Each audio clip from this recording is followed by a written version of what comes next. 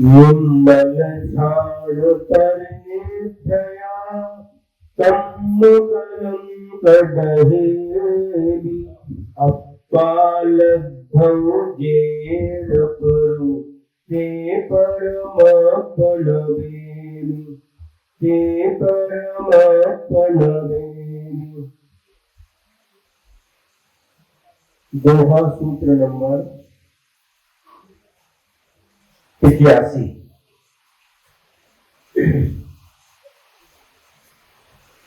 जहि अप्पा तहि सयल गुण केवली भणन्ति तिहि कारण जोई परो अप्पा देवन भणन्ति।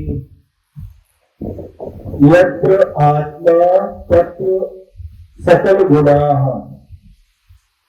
जहां पर आत्मा है वहां पर सभी गुण रहते हैं।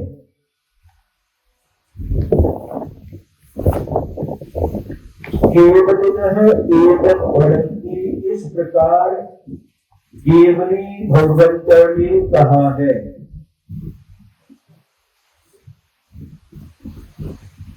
केवल कारणेन, इसलिए योगी लोग स्फुटम आत्मानं विमलम जानन्ति, अपनी निर्मल आत्मा को जानते हैं, पहचानते हैं। कितनी अच्छी बात कही है।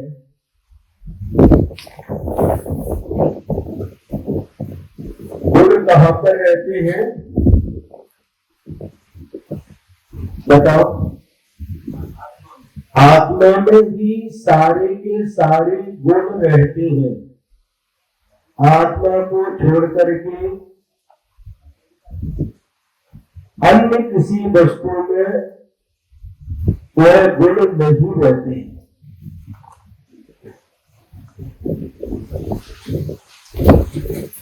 प्रतिदिन बारिश होती थी और आज बारिश के साथ साथ ठंडी ठंडी हवा भी चल रही।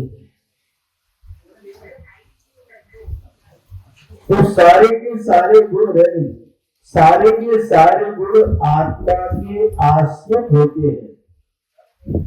आत्मा के आश्रय से ही वह गुण रहते हैं। कौन से गुण है? सम्यक दर्शन, सम्यक ज्ञान, सम्यक चारित्र, सम्यक तप, संयम, शील आदि जो गुण है। और इसके अलावा भी अनंत दर्शन, अनंत ज्ञान, अनंत सुख, अनंत वीर आदि जो गुण है, वह अनंत गुण इस आत्मा के आश्रय से ही रहते हैं।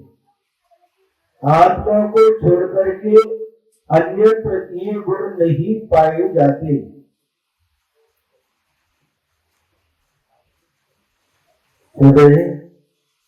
आत्मा को छोड़ करके अन्यत्र कहीं पर भी ये गुण नहीं पाए जाते, ऐसा केवली भगवत ने कहा है।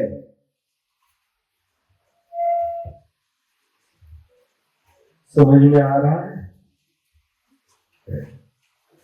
तो उन गुणों को यदि हमें खोजना है तो गुण कहाँ मिलेंगे? आत्मा के अंदर ही मिलेंगे।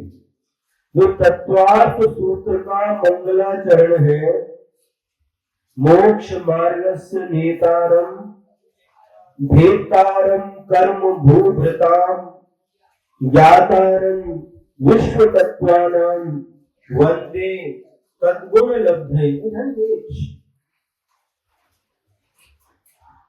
बीच में डिस्टर्ब नहीं करना। क्या कहा?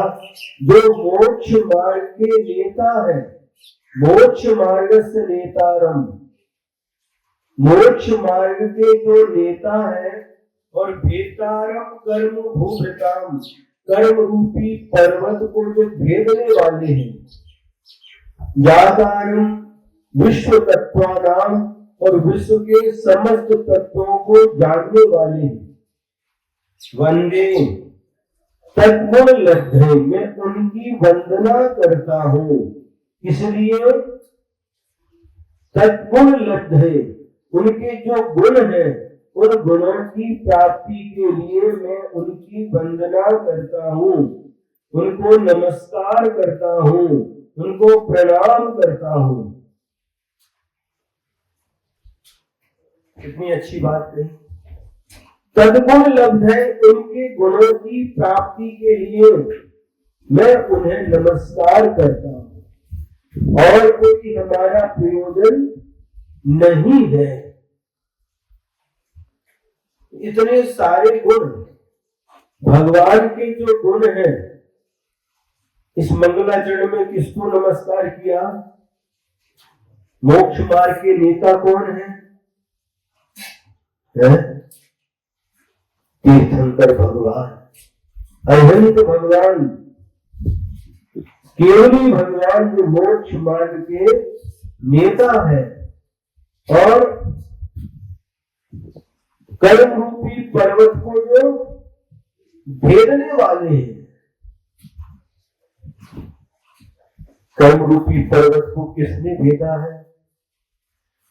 तो अरहंत भगवान ने ही 4 घातिया रूपी कर्मों के पर्वत को भेद करके केवल ज्ञान को प्राप्त किया है।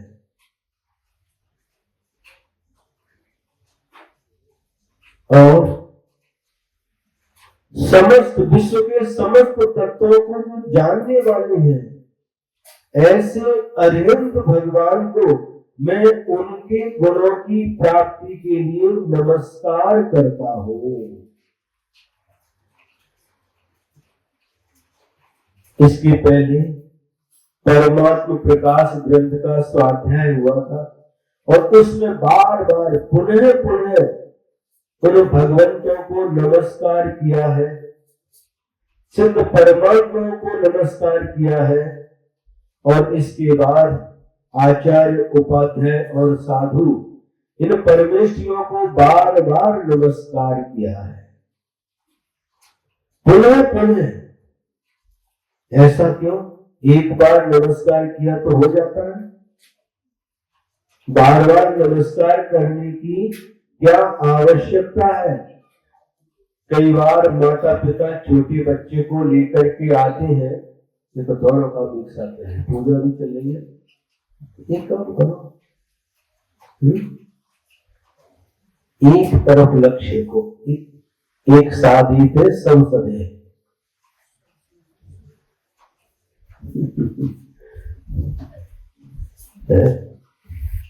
एक बार में एक ही काम करना चाहिए। दोनों काम करेंगे तो क्या होगा? न इधर न उधर। एक समय को थोड़ा सा उपयोग करिए कि पूरा होने के बाद में पूजन करिए, नहीं तो फिर पूजन करने के बाद यहाँ पर आइए। क्या कह रहे थे? छोटा बच्चा अपने माता पिता के साथ आया है दर्शन के लिए, उसने दर्शन कर लिए। माँ कहती है बेटा नमस्ते करो महाराज जी को। हाँ कर लिया। फिर पिताजी कहते हैं नमस्ते करो। हाँ कर लिया, एक बार और करो। कितनी बार करें? कर लिया।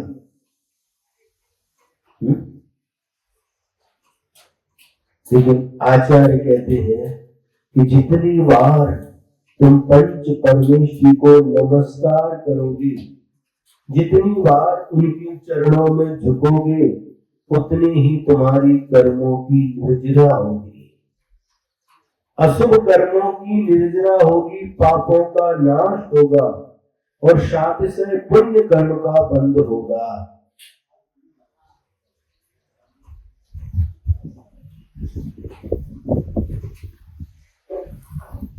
नमोकार मंत्र में क्या है? क्या है नमोकार मंत्र में? पंच परमेश्वरी को नमस्कार किया गया है। और क्या है? नमो अरिहंताणम, अरिहंत परमेश्वर को नमस्कार हो। नमो सिद्धाणम, सिद्ध परमात्मा को नमस्कार हो। नमो आयर्याणम, आचार्य परमेश्वरों को नमस्कार हो। नमो उवच्छायाणम, उपाध्याय परमेश्वरों को नमस्कार हो। नमो लोए सौव साहुणम, लोक में जितने भी साधु परमेश्वरी हैं उन सबको मेरा नमस्कार हो। नमो का कितनी बार पढ़ते हैं? जितनी बार पढ़ते हैं उतनी बार नमस्कार होता है। एक बार पढ़ा तो एक बार नमस्कार, 9 बार पढ़ा तो 9 बार नमस्कार, 27 बार पढ़ा तो 27 बार नमस्कार, 36 बार पढ़ा तो 36 बार नमस्कार, और 108 बार पढ़ा तो 108 बार नमस्कार, और 1008 बार पढ़ा तो 1008 बार नमस्कार। उन्हीं तीर्थंकर भगवान को सहस्त्र नाम के माध्यम से 1008 बार नमस्कार किया है। जितनी बार नमस्कार करो उतना कम है, जितनी बार नमस्कार करो उतना कम है।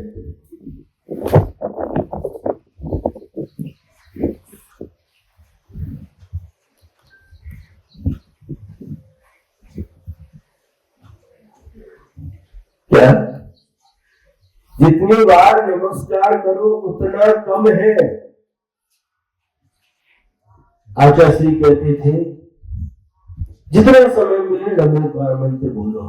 नमो हिंदारण, नमो सिद्धारण, नमो आयर्याणम, नमो उवच्छायाणम, नमो लोए सौव साहुणम। जितना समय मिले उतनी बार बोलो, उतनी बार नमस्कार करो। क्यों? किस लिए?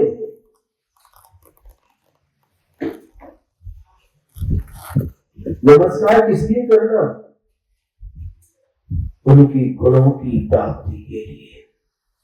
उनके आत्मा के अंदर जो गुण है उन गुणों की प्राप्ति करने के लिए उनके चरणों में नमस्कार करना है, और कुछ नहीं चाहिए।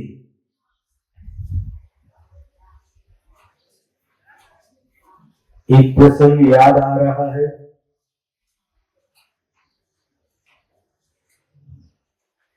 जिस समय लक्ष्मण मरणासन्न अवस्था में है और श्री लक्ष्मण रावण, जिस समय रावण मरणासन्न अवस्था में है और उस समय राम लक्ष्मण से कहते हैं, हे लक्ष्मण जाओ, रावण के पास बहुत सारी नीतियां हैं और उन नीतियों को उसके पास जाकर के तुम प्राप्त करो। लक्ष्मण यह सुनते ही आग बबूला हो जाते हैं। भैया क्या बोल रहे हो? मुझे कहां भेज रहे हो? उस रावण के पास जिसने मेरी भाभी सीता का अपहरण किया, उस रावण के पास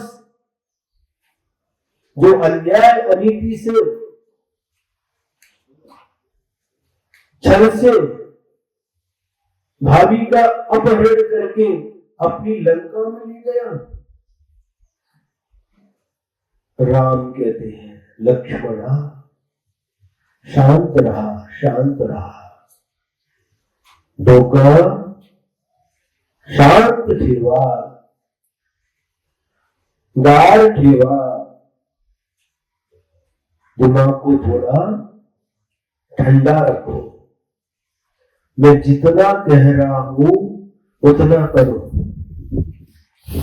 तो मन में लक्ष्मण सोचते हैं, भैया के सामने कुछ बोल नहीं सकते क्योंकि बड़े भैया है।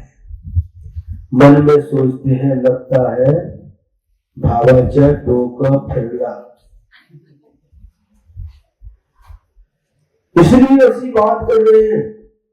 मुझे रावण के पास भेज रहे, शत्रु के पास। राम कहते हैं जाओ, थोड़े ही समय का उसका जीवन बचा है, कुछ नीति का ज्ञान उससे प्राप्त कर लो। मन नहीं होते हुए भी बड़े भाई की आज्ञा होने से लक्ष्मण जाते हैं और उनके रावण के सिर के पास खड़े हो जाते हैं और कहते हैं रावण मुझे नीति का ज्ञान दे।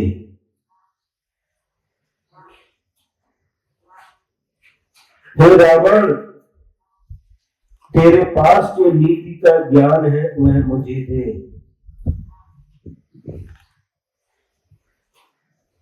रावण की तरफ से कोई भी प्रतिक्रिया नहीं होती। रावण एक बार आंख खोल करके देखता है, वापस आंखों को बंद कर लेता है।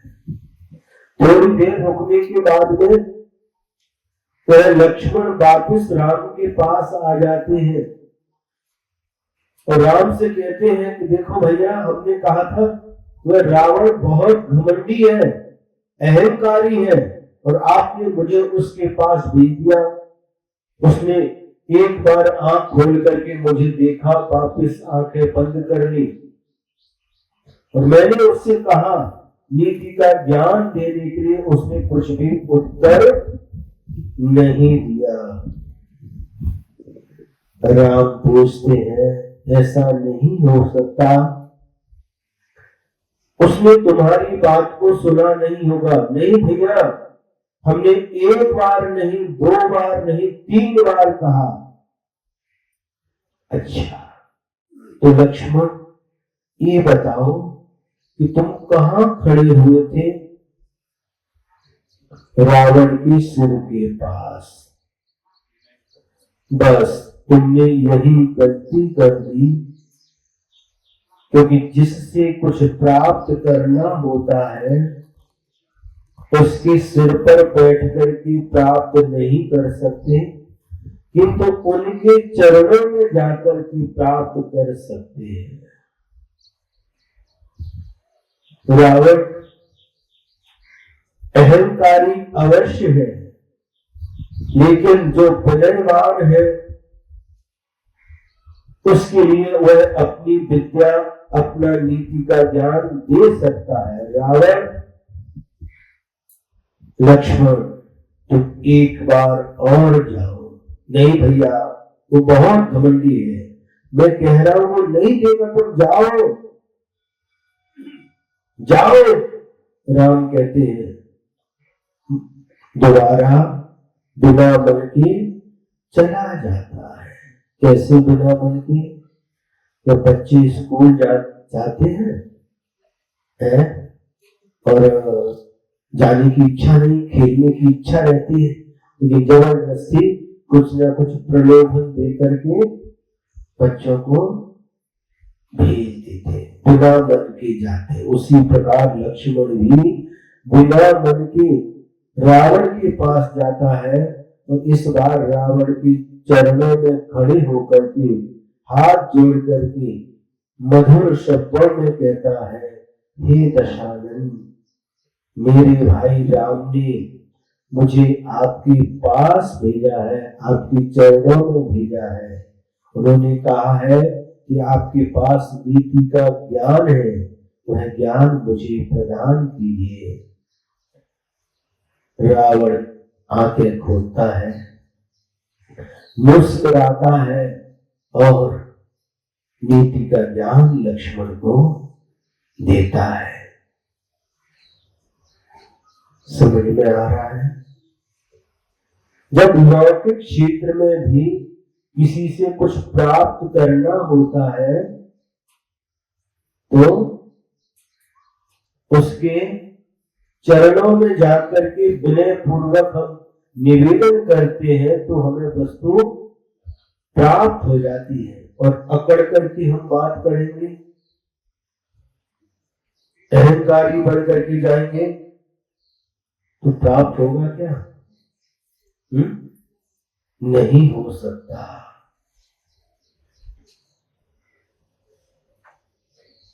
जबलपुर के एक मल्लू भैया थे, मल्लू नाम था ना, मल्लू कुमार। हमेशा जबलपुर में हम 4-5 बार जाना हुआ।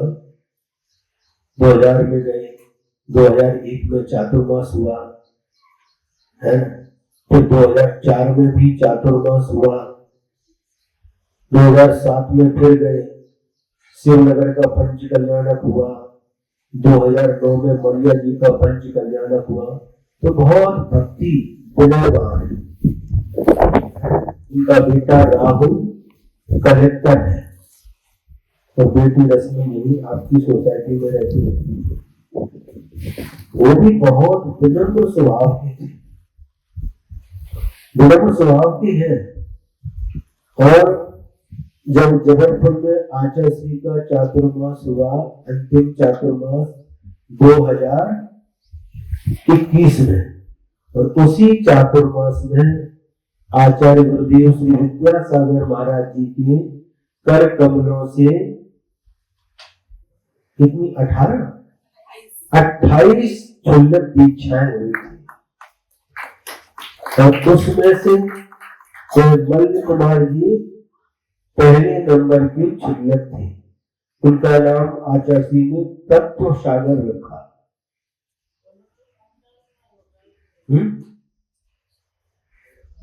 और उसी चातुर्मास में कलेक्टर राहुल को आचार्य श्री की पीछी प्राप्त करने का सौभाग्य मिला उनके परिवार को।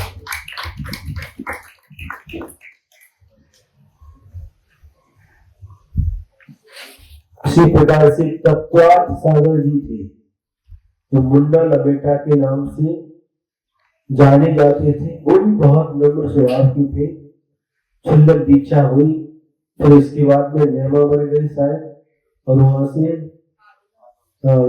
अक्षय सागर जी के साथ बिहार करते करते बारहगा में आए थे, और वही बिहार के दौरान ही उनका समाधि मरण हो गया।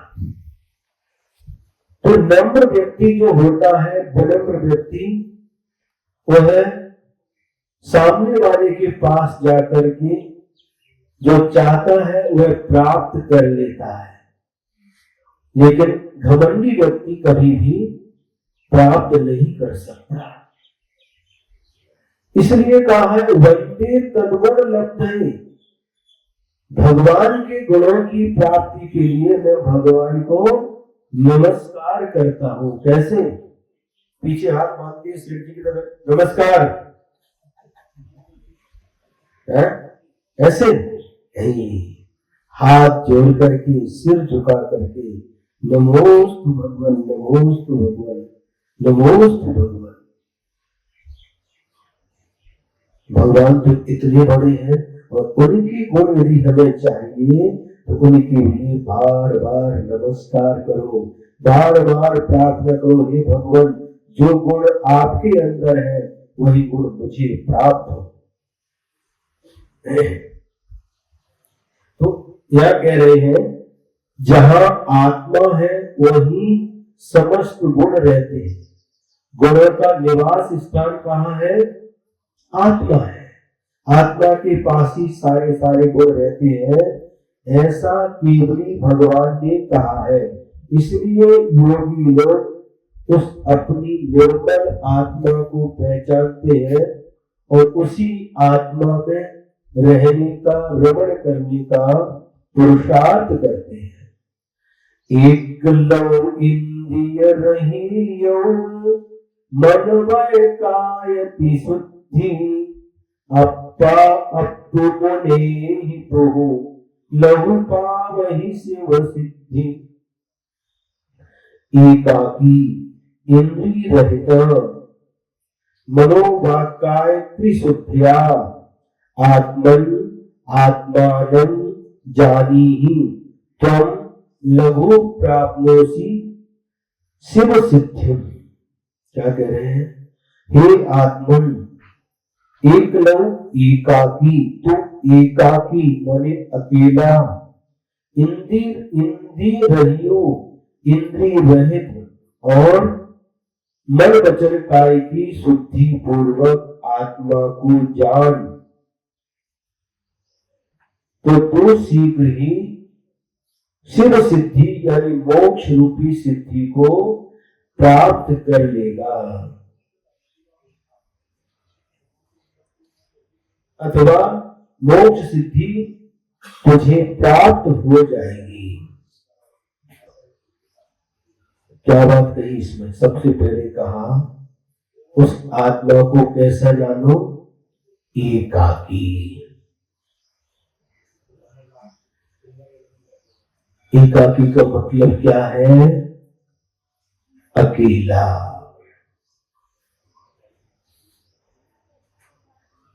अपनी आत्मा को अकेला जानो। मैं अकेला हूं, मैं अकेला था और भविष्य में भी मैं अकेला ही रहूंगा। मी एकता होतो, मी एकतो होतो, एकता आहे आणि एकता राहणार। कभी अनुभव होता है मैं अकेला हूं, कभी ऐसा विचार आता है मैं अकेला हूं, कभी भी ऐसा विचार मन में नहीं आ पाता। मैं अकेला हूं। पूजा पढ़ते हैं, मैं एकाकी एकत्व लिए, एकत्व लिए सब ही आते, तन धन को साथी समझा था, पर ये भी छोड़ चले जाते। पूजा की पंक्तियां पढ़ लेते हैं, अर्घ भी चढ़ा लेते हैं, लेकिन अर्थ को नहीं समझ पाते।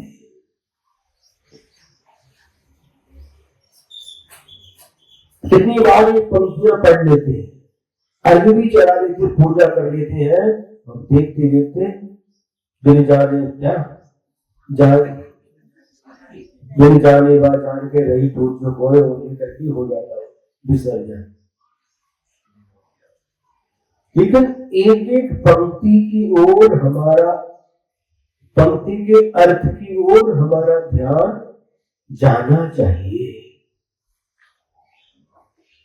मैं एकाकी एकत्व लिए, मैं अकेला एकत्व लिए आया था, मैं एकाकी एकत्व लिए सभी आते।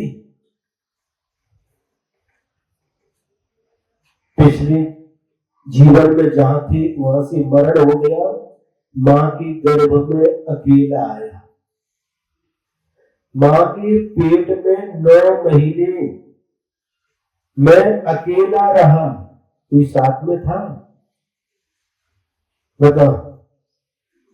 जब मां के पेट में, मां के गर्भ में 9 महीने तक थे, कोई साथ में था? कोई नहीं था। अकेला 9 महीने तक मां के पेट में रहा और जन्म होने के बाद में सारे के सारे नाते रिश्ते जुड़ जाते हैं।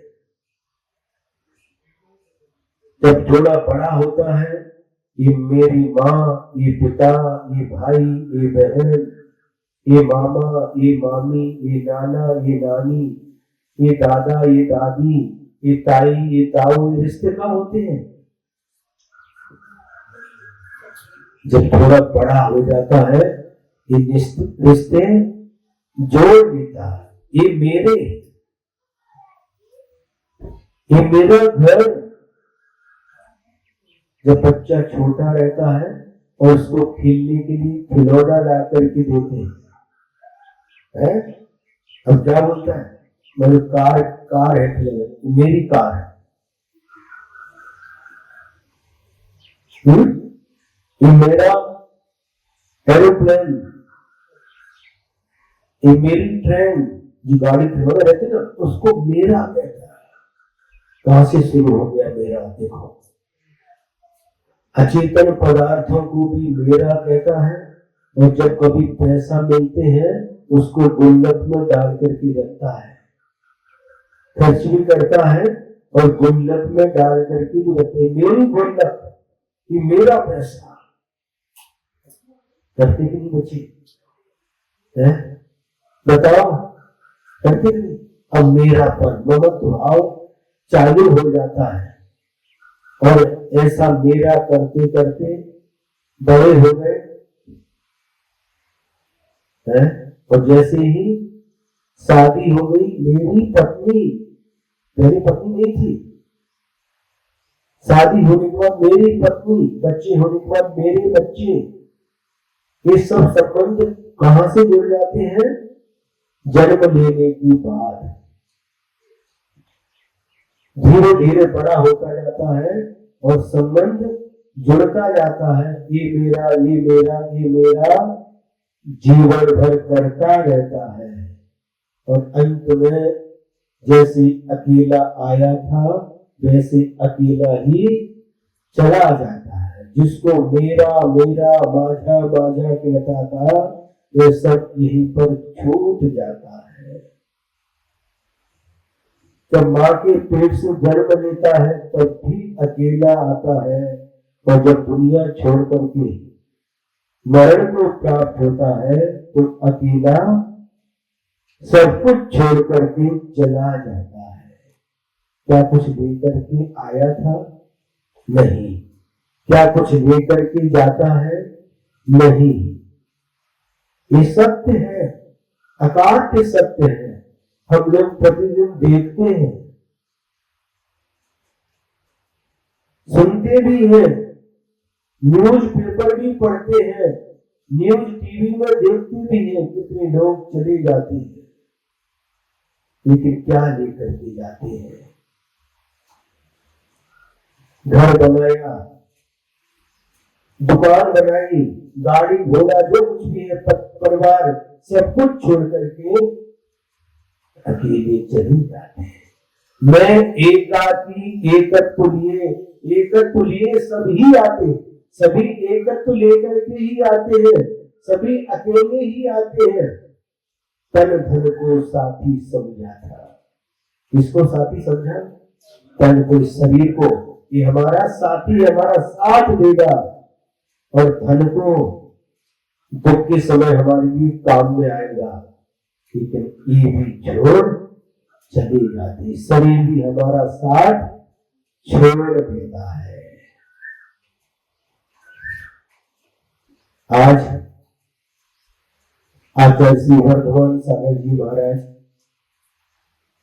जो इचलकरंजी के थे और कुंथलगिरी में जिन्होंने संलेखना धारण की थी, यह संलेखना ली थी 23 जून को, और कल रात्रि में 11:37 के आसपास उनका समाधि मरण हो गया।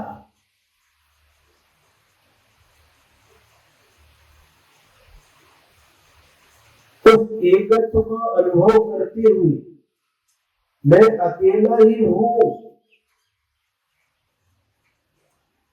आत्मा को छोड़ करके इस दुनिया में मेरा कुछ भी नहीं है, उस एकत्व का अनुभव करते हुए अपनी उस एकत्व की भावना भाते हुए उस आत्मा का चिंतन करते हुए उन्होंने इस नश्वर देह को छोड़ दिया, अकेले ही स्वर्ग की यात्रा पर निकल गए।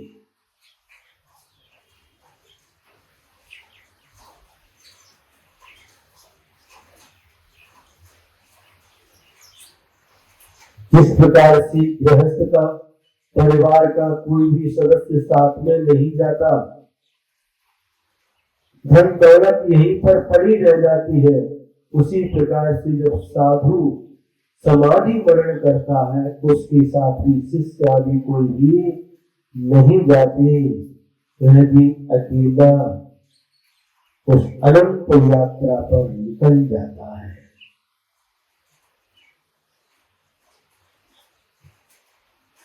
आप लोगों को ज्ञात होगा, शायद दोपहर में यहाँ पर श्रद्धांजलि सभा का आयोजन किया गया है ना?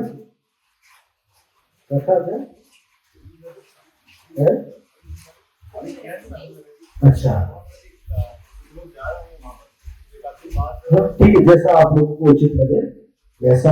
अभी को क्या करना है, 9 बार नमोकार पढ़ करके इस भावना के साथ कि वह आत्मा अभी तो स्वर्ग में नहीं, शीघ्रातिशीघ्र उनको निर्वाण की प्राप्ति हो, मोक्ष की प्राप्ति हो, सिद्ध भगवान बने, ऐसी परम पवित्र भावना के साथ इस के अंत में अपन एक कार्यक्रम करेंगे।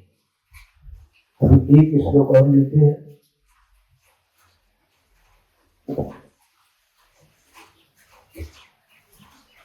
जय बद्धौ मुक्तौ गुणहि तो बंधियै निबंधु, सहज स्वरूपै जय रमहि तो पावै शिव शत्रु। यदि तू बद्ध को मुक्त समझेगा, यदि बद्ध मुक्तम मन्यसे ततः बध्यसे निर्भ्रांतम, सहज स्वरूपे यदि रमसे ततः प्राप्नोसि शिवम शांतम। यदि तू बद्ध को मुक्त समझेगा तो निश्चय से तू बंधेगा, यदि तू सहज स्वरूप में रमण करेगा तो शांत निर्वाण को प्राप्त करेगा। क्या कहा? यदि तो बद्ध को मुक्त समझेगा तो और बनेगा। हमारी आत्मा कैसी है? कर्मों से बंधी हुई है। हमारी आत्मा कर्मों से बंधी हुई है, और यदि उसे तू मुक्त समझेगा तो और कर्मों से बंधेगा। अभी हमारी आत्मा मुक्त नहीं है, हमारी आत्मा कर्मों से बंधी हुई है। और सिद्ध भगवान की आत्मा कर्मों के बंधन से मुक्त हो चुकी है। यदि तो अपनी आत्मा को अपनी आत्मा को मुक्त समझेगा, कर्मों से बंधी हुई आत्मा उसको मुक्त समझेगा तो और अधिक कर्मों से बंधेगा। जो बंधा हुआ होता है वही बंधन से मुक्त होने के लिए पुरुषार्थ करता है, प्रयास करता है। हम लोगों की आत्मा मुक्त नहीं है, कर्मों के बंधन में बंधी हुई है। यदि हम अपनी आत्मा को मुक्त समझेंगे तो कभी भी हम उस बंधन से छूटने का प्रयास ही नहीं करेंगे, क्योंकि हम मुक्त नहीं। तत्वार्थ सूत्र में आचार्य श्री उमा स्वामी महाराज जी ने 2 प्रकार के जीव बताए, संसारिणो मुक्ताश्च, संसारी जीव और मुक्त जीव। इन दोनों में अंतर क्या है? जो कर्मों के बंधन में बंधे हुए हैं वह संसारी जीव कहलाते हैं, और जो कर्मों के बंधन से छूट चुके हैं वह मुक्त जीव कहलाते हैं। हम और आप लोग कैसे हैं? कर्मों के बंधन में बंधे हुए इसलिए संसारी है, और सिद्ध भगवान कर्मों के बंधन से मुक्त हो गए इसलिए वह सिद्ध भगवान मुक्त जीव कहलाते हैं। इसलिए अपनी आत्मा को कर्मों के बंधन से सहित समझो और इस बंधन को तोड़ने के लिए पुरुषार्थ करो, प्रयास करो, और अपने सहज स्वरूप में रमण करो। अपनी आत्मा में, आत्मा के सहज स्वरूप में रमण करो तो निश्चित रूप से शीघ्र ही उस शांत परम निर्वाण को प्राप्त कर लोगे।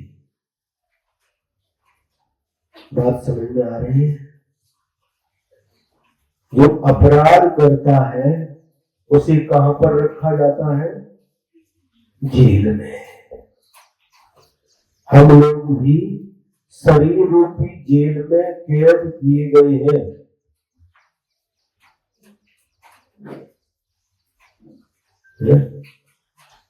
समय हो गया। हम लोग भी किसमें? शरीर रूपी जेल में कैद किए गए, क्योंकि हमने अपराध किए, कर्मों का बंद किया है इसलिए।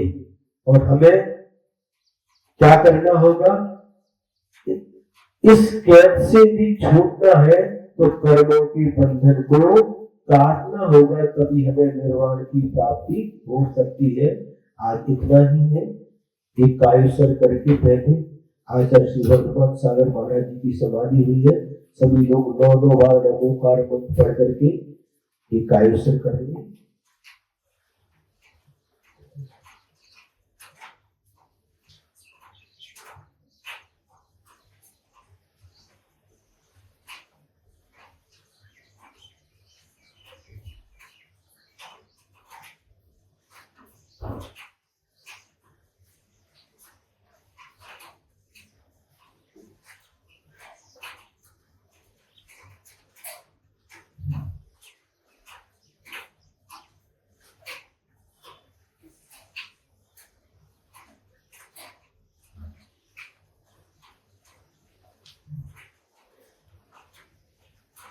आगे जैसा भी होगा, या कि जो लोग हैं तो आपको सूचित कर देंगे। समाजरी सभा का आयोजन कौन करता है?